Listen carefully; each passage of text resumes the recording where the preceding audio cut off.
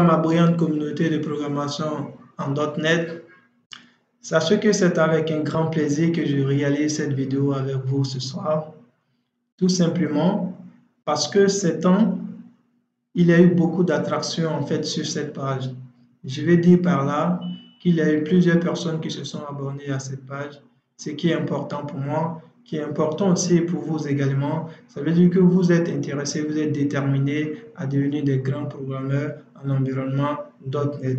Alors, chers amis, pour toute personne, ou soit pour tous les étudiants, pour tous les débutants qui sont découragés parfois parce que se disent qu'ils n'ont pas encore conçu les premiers programmes, je vais dire les premiers logiciels, ou soit les sites web, alors vous avez frappé à la bonne porte. Parce que ici, vous allez être motivé, vous allez être encouragé par tout ce que je fais, par tous les conseils en fait que je donne, parce que nous sommes tous passés en fait par là, par moments, par rapport aux conditions aussi bien évidemment, nous sommes découragés, nous ne sommes pas déterminés, et je vais vous dire quelque chose aujourd'hui, mettez tout ça derrière vous. Vous avez choisi un domaine, vous avez choisi une profession, mettez-vous à fond, ayez confiance en vous, soyez vous-même et dites-vous que vous êtes appelé à résoudre des problèmes demain. Alors, chers amis, je le répète encore une fois de plus, vous avez frappé à la bonne porte. Alors, sur cette page, nous allons vous apprendre beaucoup de choses. Bien avant de commencer, pour ceux qui ne me connaissent pas, je suis Moussa Dosso, ingénieur informaticien spécialisé en génie logiciel et bases de données. J'ai travaillé dans pas mal de langages et pas mal de projets aussi d'ailleurs. Je travaille dans une grande entreprise de la place en Côte d'Ivoire et c'est avec un grand plaisir qu'aujourd'hui, je me suis orienté en .NET. Je vais dire en programmation .NET. Parce que tout simplement, j'ai travaillé avec des Arabes de Tunisie qui vraiment m'ont beaucoup épaté à travers tout ce qu'ils ont conçu comme œuvre. Je vais parler des applications et logiciels dans cet environnement en fait, dans cet environnement s'il vous plaît. Donc vous voyez, je me suis dit un moment, ben stop, tu es dans tous les langages. C'est pas mauvais, je le dis encore haut et fort et chaque jour, que ce n'est pas mauvais de travailler dans tous les langages. Je vais parler de Java, JavaScript, Python, PHP. Vous serez des développeurs top, qu'on appelle communément des développeurs stack full stack. C'est-à-dire, en tout langage de développement, vous arrivez à vous exprimer, à concevoir votre logiciel. Mais la question que je vous demande aujourd'hui, est-ce que vous gagnez du temps? Est-ce que vous maîtrisez bien tous ces langages? C'est vrai, ce sont les mêmes concepts d'héritage, de polymorphisme, et je dirais encore de quoi d'autre, beaucoup de concepts qui sont répétés dans chaque langage. Mais sauf que les syntaxes changent un peu.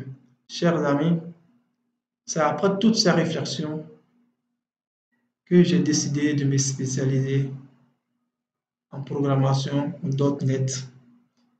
Je vais dire en programmation dans l'environnement .NET, qui est une multiplateforme que Microsoft a mis en place pour nous permettre de concevoir des programmes qui seront exécutés dans n'importe quelle plateforme, je dirais dans n'importe quel environnement, que ce soit un en Microsoft, deux en MacOS, deux en Linux, n'importe. Vous comprenez?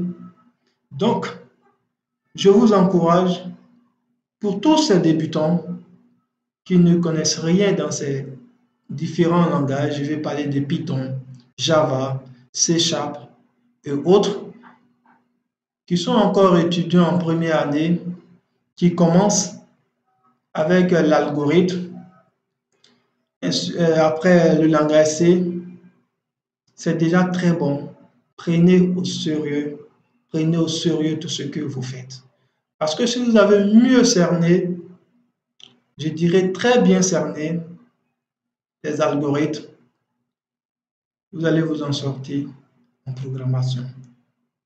En commençant par le langage C, qui est un langage très difficile, mais une fois cerné, vous allez comprendre facilement les autres langages. Chers amis, donnez-vous à fond. Vous avez des grands défis à relever.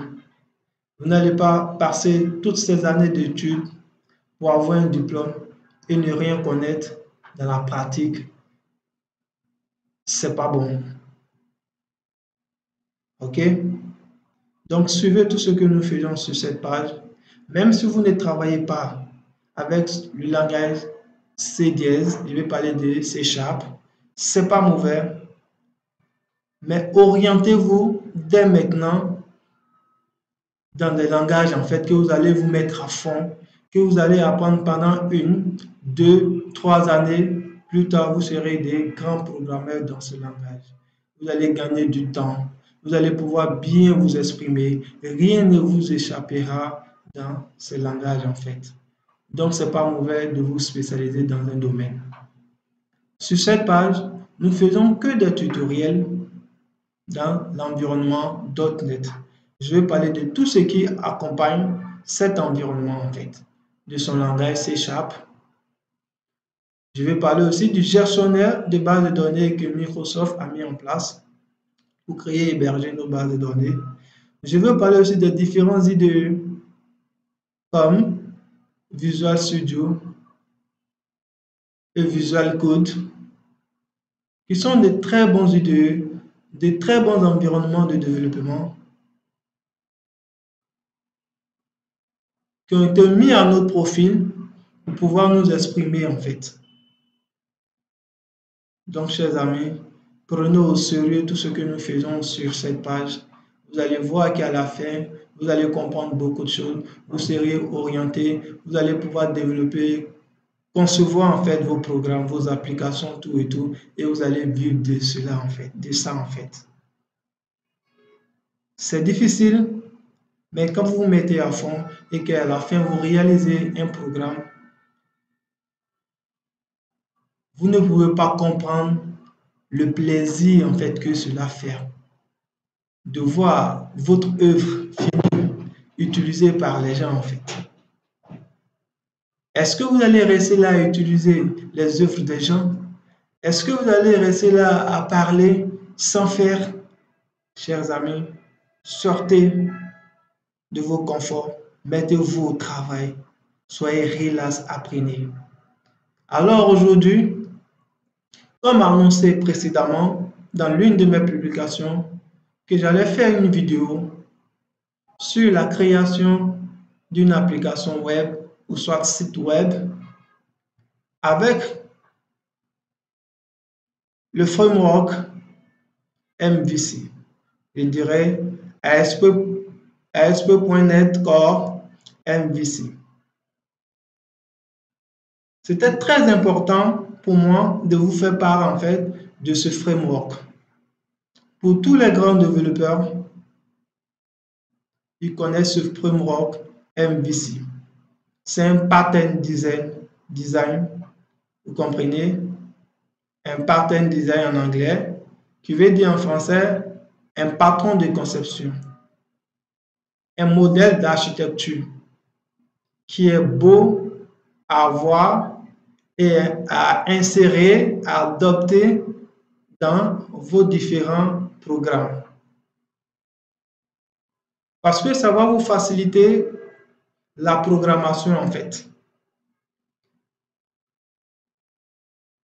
Ça va vous faciliter la lisibilité en fait de votre code. Ça va vous permettre de bien décomposer en fait votre code, de bien structurer votre code, de bien sécuriser en fait vos différents fichiers. Alors c'est de ce patron-là que nous allons parler aujourd'hui, l'architecture ASP.NET Core MVC, comme vous le voyez. C'est très important pour tout développeur en fait. Donc je tiens encore à vous le répéter ou soit vous annoncer que sur cette page, nous allons vous accompagner, nous allons vous donner en fait la main, nous allons vous montrer les différentes technologies qu'il faut avoir en fait dans votre projet. C'est bien de développer des projets classiques sans ces technologies-là. C'est vrai, quand vous exécutez tout et tout, vous attendez au résultat, voilà, tout et tout, et c'est intéressant, mais c'est pas professionnel en fait. Si vous arrivez dans des très grandes boîtes, ou soit dans des boîtes de développement, vous allez utiliser en fait cette technologie. Soyez-en sûrs, vous allez utiliser cette technologie. Et même parfois sur nos CV, nous listons l'ensemble des technologies que nous connaissons en fait. Parce qu'il y en a assez. Alors c'était temps pour moi, parce qu'à la fin, après avoir vous fait part de toutes ces technologies, vous allez voir que je vais insérer toutes ces technologies-là dans le projet, dans un projet que vous allez voir vers la fin, vous allez voir ce que ça va donner en fait. Donc nous y sommes dans cette vidéo, dans cette séquence vidéo, nous allons parler de cette architecture en fait. Alors c'est quoi l'architecture MVC? C'est très important en génie logiciel pour ceux qui font du génie logiciel. Vous allez voir ça et vous allez comprendre. C'est très important en fait. Comme je viens de le dire tout à l'heure, c'est un patron de conception. C'est un modèle d'architecture adopté dans nos programmes pour pouvoir bien structurer nos codes, pour pouvoir bien sécuriser en fait notre code, pour pouvoir avoir une bonne lisibilité en fait dans notre code en fait. Alors ce patron MVC, cette architecture MVC se regroupe en 3 composants. M qui est le modèle. Si vous voulez en français, modèle, c'est la même chose aussi en anglais. Ce sont les mêmes sons en fait. Donc on a le modèle. On a la view. Je vais parler de view en anglais. Qui est la vue en français. Et le 3e composant qui est le contrôleur en fait. Vous voyez, sur cette image, c'est comme ça se présente. C'est une phase théorique que nous sommes en train de voir. C'était important pour moi de faire cette phase, de vous montrer de quoi il s'agit, de vous parler en fait de cette architecture pour que vous compreniez et enfin vous puissiez en fait l'exprimer dans vos projets. C'est important les amis. Pour ceux qui vont faire des recherches approfondies, me diront cela un jour. Donc, comme je viens de le dire, ça se regroupe en 3 composants: view, controller, modèle, qui veut dire tout simplement view, controller, modèle en français. OK? Alors, comme vous le voyez, en petite définition ici, modèle.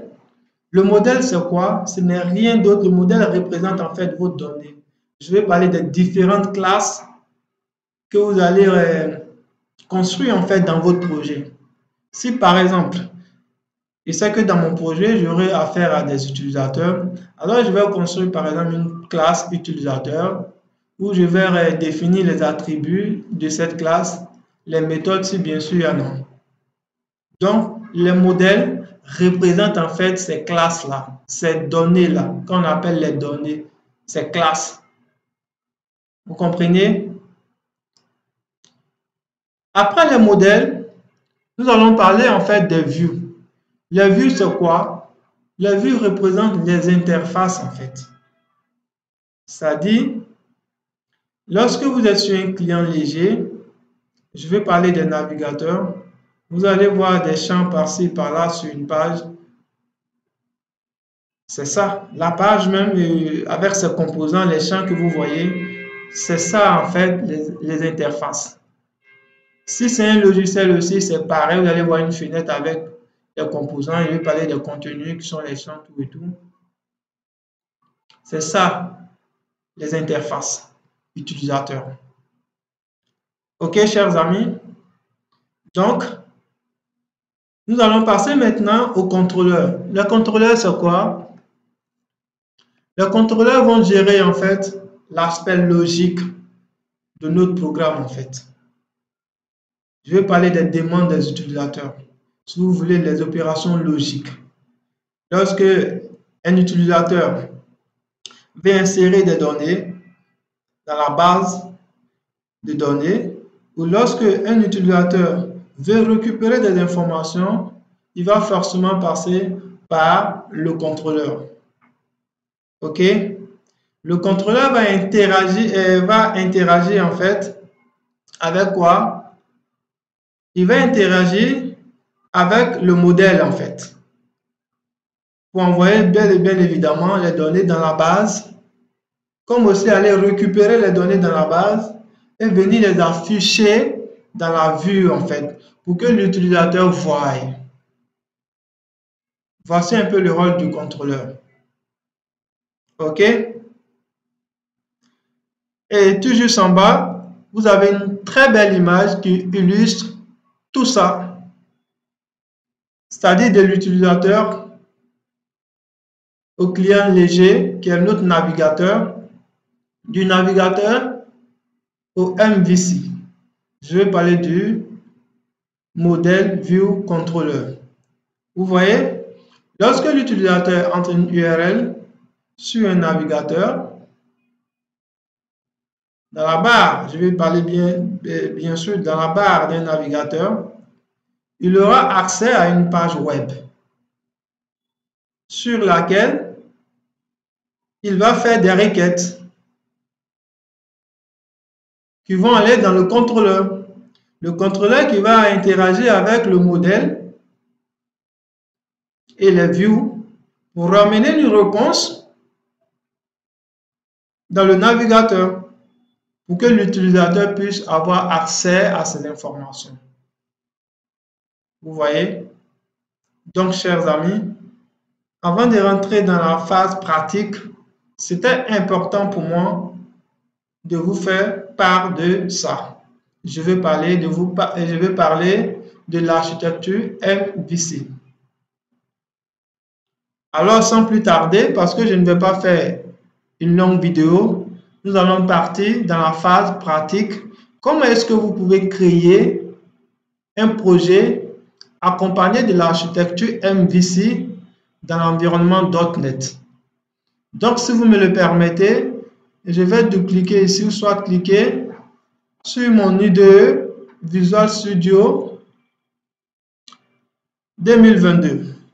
Donc, patientez juste un peu, nous allons avoir accès à notre IDE. Je vais cliquer ici sur créer un projet. Vous voyez, créer un projet. Je clique ici sur créer un projet. Je patiente tout doucement. Voilà, il est en train de tourner un peu. Donc, très chers abonnés, c'est important pour un grand développeur d'avoir toutes ces technologies-là dans son programme, en fait. OK? Donc ici, vous voyez, dans cette barre de recherche-là, je ne vais pas me fatiguer pour parcourir, en fait, tous ces composants, toutes ces technologies qui sont ici, pour chercher la bonne technologie sur laquelle je vais m'appuyer, en fait, pour créer ce projet web avec mon architecture MVC. Tout simplement, je vais taper ici ASP. Vous voyez, je vais taper ici dans la barre des tâches. C'est un peu lent, voilà. ASP. Alors, quand je tape ici, qu'est-ce que le navigateur fait? Il va me remonter toutes les technologies. D'abord, pourquoi je tape ASP.NET Core? J'ai tapé tout simplement ASP.NET Core parce que c'est cette technologie-là, c'est cette nouvelle technologie, parce que pourquoi je parle de nouvelle technologie? Il y a eu des technologies précédentes qui ont permis aussi et qui permettent toujours de créer des applications comme des sites web. Alors, la toute dernière technologie que l'environnement Microsoft a mis à notre disposition est cette technologie-là, ASP.NET Core. Raison pour laquelle dans la barre de recherche, j'ai tapé ASP pour que la fenêtre nous remonte les technologies ASP.NET Core. Et là, vous voyez, comme première technologie, on a l'application web ASP.NET Core. Si vous vous rappelez, dans l'une de mes vidéos, je vais parler dans l'un de mes tutoriels sur la page, bien sûr, j'ai mis création d'une application ou site web avec la technologie ASP.NET Core. J'ai utilisé en fait tout simplement cette technologie d'une manière classique pour vous dire qu'à travers cette technologie, on peut créer aussi une application ou un site web. Et ça sera classique. C'est-à-dire vos fichiers seront, je ne sais pas comment dire, déposés n'importe comment en fait dans l'arborescence de votre projet. Ce n'est pas ce qu'on veut pour un grand développeur. Un grand développeur, c'est celui qui fait des recherches sur les nouvelles technologies qui ont été développées par des développeurs, bien sûr, pour nous faciliter à concevoir notre programme, en fait. C'est ça un grand développeur. C'est bien de commencer avec les technologies classiques, mais ne vous limitez pas à ça. Recherchez plus loin. Facilitez-vous toujours votre manière en fait de travailler, de concevoir des programmes. Donc, je disais tout à l'heure que dans la toute première vidéo que j'ai faite, qui est l'étape 1 de la création d'une application web ou soit site web, j'ai utilisé en fait cette technologie ASP.NET Core. Donc, aujourd'hui, je ne vais pas utiliser cette technologie parce que mon environnement Visual Studio m'a facilité en fait de créer une application ou site web avec l'architecture MVC. OK? Ça, je vais dire, créer les différents dossiers. Je vais parler du répertoire View qui va contenir en fait les interfaces d'un répertoire modèle qui va contenir en fait mes classes, d'un répertoire, je dirais, enfin, contrôleur, qui va contenir en fait les fichiers qui vont exprimer la logique des données. OK? Je ne vais pas le faire manuellement, mais mon environnement Visual Studio, avec la technologie ASP.NET Core, accompagné aussi de la technologie ASP.NET Core MVC, je crée un projet automatiquement avec tous ces dossiers à l'intérieur. Je vais parler d'un dossier contrôleur, je vais parler d'un dossier view et d'un dernier dossier modèle en fait, sans les créer manuellement. Alors nous allons chercher cette technologie. Vous allez voir, voici cette technologie en fait. Application web ASP.NET Core modèle view controller. C'est ça qu'il faut chercher aujourd'hui dans cette deuxième étape de création d'applications web ou soit des sites web. Il faut chercher, si vous ne le voyez pas dans votre environnement, mettez à jour votre environnement. OK, c'est possible. Vous mettrez à jour votre environnement et juste après vous redémarrez l'environnement de développement, vous allez voir toutes ces technologies-là à l'intérieur. Et là, vous allez cliquer ici, juste là, et cliquer sur suivant. Vous patientez juste un peu, il va vous ramener une nouvelle fenêtre. Qu'est-ce que je vais dire ici? OK, je vais dire App Web. Je vais appeler mon projet App Web MVC. Je laisse l'emplacement, ce chemin-là par défaut. Vous pouvez choisir un autre chemin comme vous le voulez, il n'y a aucun problème en cela. Et je clique sur suivant. Voilà, juste après, il me dit OK, la version du .NET, c'est 6.0. Voilà, c'est la toute dernière version qui est prise en charge par l'environnement Visual Studio 2022. Et là, je vais laisser la configuration par défaut HTTPS. Voilà, et faire créer. Ici, cliquez sur créer tout simplement. Je vais attendre tout doucement et voilà.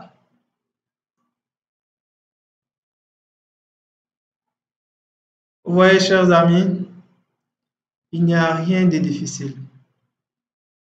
Cherchez à comprendre, cherchez à vous former. Vous allez voir que tout est facile. Tout est facile. Et tout à l'heure, vous voyez, il va nous afficher notre environnement de développement avec l'arborescence de notre projet web que nous venons de créer avec le modèle d'architecture MVC. Sans aller loin, vous voyez à notre droite, là j'ai le nom de mon projet web app MVC et là dans dépendance, il est en train de charger tous les composants, les frameworks, vous voyez, pour la bonne marche de cette application web. Raison pour laquelle il a mis ce panneau avec le point d'exclamation. Une fois c'est fait, vous allez voir que ce panneau il va disparaître. OK?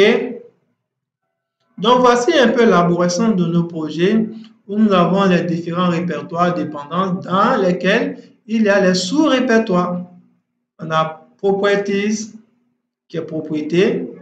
On a le répertoire www.route. On a ici nos trois composants de l'architecture MVC, contrôleur, modèle et view. Enfin, un avant-dernier fichier qui est appsetting.json, qui est un fichier JSON dans lequel nous allons paramétrer la connexion de la base de données avec notre programme web. OK? Et là, vous voyez ce fichier, ce dernier fichier programme. Vous voyez ce dernier fichier programme. C'est ce fichier-là qui nous permet en fait de lancer notre application web et avoir la première page d'affichage de notre application. Vous voyez, c'est ce fichier-là qui nous permet d'avoir cette première page lorsque nous lançons notre projet dans un navigateur. OK? Si vous me le permettez, je vais remonter ici au répertoire dépendance. À l'intérieur, vous voyez, on a un répertoire framework. Par défaut, il nous renvoie ces deux bibliothèques, ASP.NET Core. Et juste là, je vais dupliquer dans ce fichier JSON. OK, dans ce fichier JSON, nous avons ici les différentes configurations, soit je dirais paramétrage de notre serveur en fait. Ici, nous avons un serveur local, vous voyez, localhost, qui répond à ce port 38600, vous voyez, avec, il nous dit ici que nous sommes dans un environnement de développement, parce que lorsque vous finissez de concevoir vos programmes, lorsque vous êtes en train de concevoir le programme d'abord, c'est dans un environnement de développement, chers amis. OK? Quand vous finissez de concevoir vos programmes dans un environnement de développement, vous pouvez renvoyer ce programme-là dans un environnement test pour tester. Après l'environnement test, vous allez l'envoyer dans un environnement de production. Ainsi, les utilisateurs vont se mettre à se connecter, à utiliser en fait votre application ou site web. Mais pour le moment, nous sommes dans un environnement de développement. Alors, c'est dans ce dossier Properties, nous avons un dossier et nous avons plutôt un fichier Launch Setting JSON. Et dans ce fichier-là que nous allons paramétrer l'environnement dans lequel nous voulons exécuter en fait nos projets. Pour le moment, nous sommes dans l'environnement de développement. Vous voyez ces différents paramètres, tout et tout. Voilà, ce n'est rien d'autre que des paramètres qui sont dédiés à notre environnement de développement. Lorsque nous allons vouloir mettre notre projet dans un autre environnement, nous allons venir ici changer sa configuration. Et juste après, nous avons ce répertoire www.route qui est très important. Vous voyez à l'intérieur, j'ai un répertoire, un sous-répertoire CSS. Je vais essayer, voilà là. Vous allez ici rajouter d'abord ce site.cs que vous voyez. Vous voyez, lorsque je clique là à ma gauche ici, vous voyez là, il me donne accès au fichier site.css que je peux renommer, voilà, faire comme je veux. Ici, vous allez pouvoir faire la refonte de votre page web, c'est-à-dire en ce qui concerne les couleurs, le fond, les thèmes. Je veux que la marge soit comme ça. Je veux que voilà, tel composant soit placé dans tel coin. C'est ici en fait que vous allez exprimer tout ça. Vous pouvez aussi créer votre fichier propre à vous en fait, du style propre à vous. Et toutefois que vous allez vouloir rajouter des fichiers, par exemple, je vais parler du framework CSS Bootstrap par exemple, qui vous facilite aujourd'hui vos refontes. C'est ici dans ce fichier CSS que vous allez les créer. Dans les prochaines vidéos, nous allons voir tout ça, chers amis. Ne vous pressez pas, nous allons pas à pas, tout doucement. C'est important pour moi de vous expliquer à ma manière ces différents points pour que vous puissiez comprendre ce que vous faites. OK? Pour tous ceux qui ont des suggestions, laissez-les en commentaire. J'aime beaucoup ça d'ailleurs parce que je partage mes connaissances et j'aimerais aussi apprendre de vous. OK? On ne finit jamais de connaître. Donc, si vous avez des suggestions à faire, laissez-les en commentaire. Mais dans le strict respect, voilà, je vais vous répondre. Et là, vous voyez, vous avez vos fichiers JS, JavaScript. Et dans Libs, ici, on a les fichiers jQuery et autres. OK? Je continue. S'il vous plaît, je vais essayer de, voilà, réduire tout ça. Voilà. Et voici l'une des raisons fondamentales pour laquelle j'ai fait cette vidéo. Je vais parler de l'architecture MVC. Je vous avais dit que c'était regroupé en 3 différents composants, le contrôleur, le modèle et les views. Et voici ici, lorsque nous finissons de créer notre projet, voici comment cela se représente dans nos projets. Vous voyez le composant qui est contrôleur, qui est représenté ici par un dossier contrôleur dont j'avais parlé au départ. À l'intérieur, nous avons nos premiers fichiers ici, nos premiers contrôleurs Home. Si je double-clique, vous allez voir les différentes méthodes en fait. Vous voyez les différentes méthodes. Ici, ça sont les bibliothèques, machin. Ça, c'est le namespace. Vous voyez? Et là, voici votre classe Home Controller qui hérite du contrôleur en fait. OK?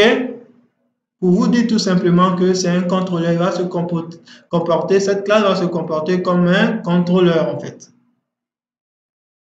OK? Et juste en bas, vous voyez là, ça c'est le constructeur en fait. Et juste après le constructeur, nous avons ces deux méthodes là. Ces deux méthodes ne sont rien d'autre que des méthodes qui font appel à des pages.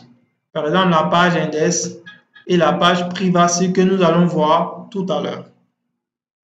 Si je clique ici dans le dossier modèle, vous voyez pour le moment, on a un fichier concernant les erreurs, je vais dire, voilà, excusez-moi, je vais parler en anglais, concernant les erreurs, voilà, vous voyez, c'est ce seul fichier que nous avions. OK? Et là, toutefois que nous allons vouloir créer une classe de notre application, c'est ici que nous allons le faire. OK, chers amis, vous allez venir ici, cliquer sur ce dossier modèle là, faire ajouter ici, vous voyez, choisir ici classe. Et là, vous allez venir ici, par exemple, dire ici, voilà, c'est un peu lent, patientez juste un peu. C'est un peu lent. Oh, voilà, je pense que c'est bon maintenant. Okay, voilà, ok. Là, qu'est-ce que je vais faire? je vais renommer ma classe. Par exemple, je vais dire ma classe user.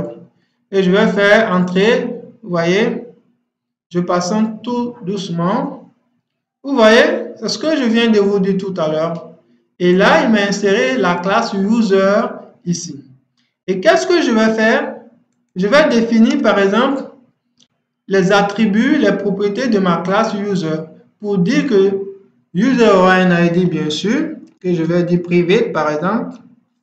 Je vais encapsuler les attributs de ma classe user. Je vais appeler ça, par exemple, user ID comme premier élément. User ID plutôt user, voilà, ID user, voilà, sujet de type int, voilà, voilà, c'est ça, non, là, le sujet, c'est pas ça, je fais ça, ne vient pas, voilà, je fais get, merci, get, voilà, voilà. Je reviens ici, je vais créer par exemple, je dis encore, je vais encapsuler. Voilà, je fais un string. Name user. Ok, nous allons nous arrêter là. Dans les prochaines vidéos, nous allons continuer. On va tout doucement. Donc là, je vais, voilà, c'est enregistré par défaut. Vous voyez, j'ai tout ça. Et ça, je vais continuer ici avec le dernier composant view qui renferme toutes les pages web que je vais créer dans mon projet. Vous voyez, on a un sous-répertoire. Comme vous pouvez créer deux sous-répertoires d'ailleurs pour bien dissocier en fait les choses. Je vais cliquer ici à l'intérieur de ce répertoire Home. Vous allez voir, on a nos deux pages Index et Privacy. Vous voyez la page Index, vous voyez la page Privacy. Alors, ces pages-là sont appelées par des méthodes qui sont dans nos contrôleurs. Vous voyez, je parlais de ces deux méthodes-là. Vous voyez, Index et Privacy. Ce sont ces deux méthodes qui appellent en fait ces pages Index et Privacy lorsque nous sommes sur notre navigateur. Ok, chers amis. Et on a un sous-répertoire Chariot dans lequel nous avons un fichier très important. Je double-clique, c'est le fichier layout où nous avons nos menus, voilà, nos footers, tout et tout, nos composants qui nous permettent d'avoir un premier menu sur notre page et un premier footer en fait sur notre page, un pied de page. Ok? Ici, vous pouvez modifier, vous voyez, comme vous voulez. Et ce contenu-là, vous pouvez les faire appel à toute votre page web que vous créez. Ok, chers amis, pour ne pas faire long, je vais essayer d'avancer. Je vais venir ici sur ce fichier appsettings.json. Alors, les fichiers JSON sont des très bons fichiers, très sécurisés d'ailleurs. À l'intérieur de ce fichier, nous avons ceci, ce charabia, je vais appeler ça charabia. Mais lorsque vous allez vouloir connecter votre programme à une base de données, c'est dans ce fichier appsettings.json que vous allez le faire. Je ne vais pas le faire aujourd'hui pour ne pas faire long. J'ai suffisamment parlé, suffisamment expliqué le modèle architectural MVC. On a créé un projet sous la base de cette architecture. On a expliqué les différents composants de ce projet. Je vais me limiter à là, chers amis, parce que pour le moment, je n'ai pas encore créé de base de données. Dans la prochaine vidéo, nous allons créer une base de données. Nous allons relier cette base de données-là à notre application via une technologie très puissante que Microsoft a mis en place dans son environnement .NET qui va nous permettre de communiquer facilement avec notre base de données via notre environnement de développement. Alors, je l'annonce déjà, cette technologie, c'est un framework aussi appelé Entity Framework Core. Entity Framework Core. Vous pouvez aller faire des recherches avant que je ne fasse cette vidéo sur cette technologie que j'ai à vous présenter comme la technologie MVC que je viens de faire aujourd'hui, chers amis. Donc, nous allons nous arrêter là et poursuivre cette vidéo une prochaine fois. Dans la troisième étape, nous allons aller encore en profondeur. Pour ne pas vous surcharger, nous allons tout doucement. Dans la première étape, je le répète encore, une brève révision, nous avons créé une application et un site web classique sans une architecture MVC. Alors, dans cette seconde étape, nous avons créé une application web avec l'architecture MVC. Vous voyez, cela va vous éviter d'éparpiller votre fichier n'importe comment, que ce soit les pages, que ce soit des fichiers de configuration, que ce soit des classes, n'importe comment dans l'élaboration du projet. Ça va nous éviter cela. Ça va nous donner une bonne lisibilité en fait de nos codes.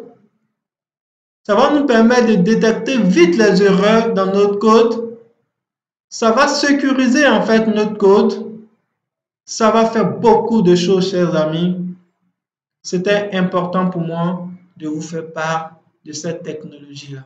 Alors, dans la prochaine vidéo, j'annonce d'ailleurs, ça sera une toute nouvelle technologie qui va nous aider, qui va nous faciliter à communiquer avec notre base de données à travers des commandes. Vous allez voir, chers amis, c'est top, c'est tellement intéressant, c'est passionnant en fait. Restez connectés, partagez, mettez les likes, vous avez des commentaires à faire, faites. Partagez encore plus, la communauté est en train de s'agrandir. Et après toutes ces technologies, nous allons créer notre site web, ma communauté. Je rêve de beaucoup de choses avec vous, beaucoup de choses. Nous allons créer ce site web-là où nous allons exposer nos articles, nous allons écrire des livres, nous allons exposer nos problèmes et nous allons les répondre en fait. Orientez-vous en .NET. Orientez-vous en .NET. Pour les débutants, c'est pas grave. Commencez à fond, donnez-vous à fond dans les algorithmes, dans le langage C. Nous sommes là pour vous accompagner. Je le répète, tout ce que nous faisons sur cette page est gratuit. Nous vous donnons la main. Nous vous faisons part des actualités en .NET en ce qui concerne son langage, son gestionnaire de base de données, en ce qui concerne son IDE. Nous vous donnons toutes les actualités dessus et toutes les différentes technologies qui vont vous amener à créer, à développer, à concevoir vos programmes. Mais pour des débutants, je reviens dessus encore, donnez-vous à fond dans les algorithmes. Donnez-vous à fond en langage C. Ça va vous permettre de cerner plus facilement les autres langages. Si vous avez besoin d'un coaching personnel, nous sommes disponibles. Contactez-nous, rentrez en inbox. Nous avons déjà commencé. Nous faisons les coachings personnels. C'est moins cher. Vous allez apprendre beaucoup de choses. Vous allez réaliser beaucoup de choses. Et je vous garantis que vous allez devenir des grands développeurs. Sur ce, je vais m'arrêter là. Je vous aime, ma communauté. Partagez à fond. Je suis déterminé. Je suis prêt à aller creuser l'information, aller chercher l'information là où il n'y a pas, pour venir partager avec vous. Partagez à fond, mettez les likes, commentez, mettez vos suggestions. Je prends tout en fair play. Je suis là pour partager ma connaissance avec vous, mes connaissances avec vous. J'aimerais apprendre aussi de vous. C'est ça la communauté. .NET. Au revoir, c'était moi. Régalez-vous avec cette vidéo. À la toute prochaine vidéo sur la technologie Entity Framework Core. Au revoir, chers amis.